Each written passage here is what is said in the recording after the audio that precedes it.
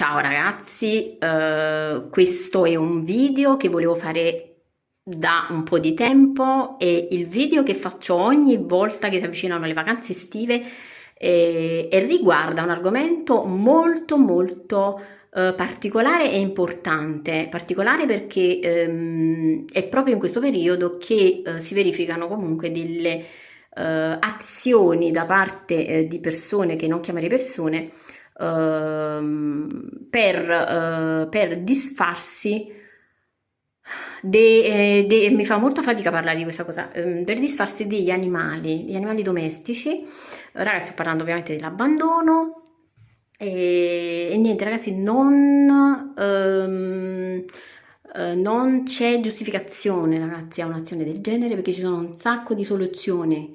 E poi non adottiamo ragazzi, non adottiamo con leggerezza, non adottiamo con leggerezza. E gli animali vanno amati, vanno curati e sono una scelta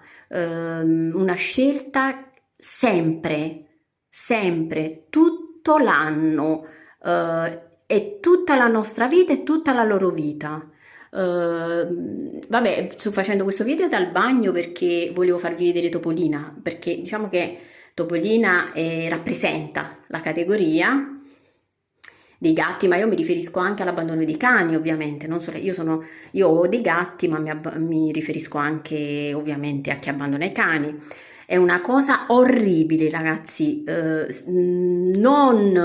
Non commettiamo questa leggerezza, questo errore, questa cattiveria nei confronti di chi ci ama incondizionatamente.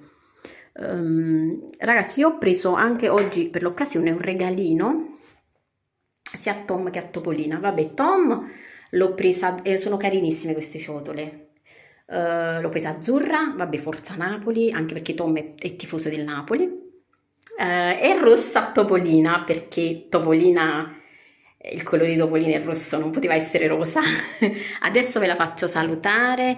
Allora, Topolina sta nella vasca da bagno, perché lei si sceglie questa location nel periodo estivo in quanto ha refrigerio.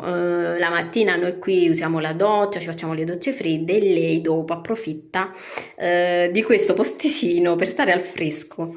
Adesso ve la faccio salutare, se no poi il video viene troppo lungo. Topolina, Topolina,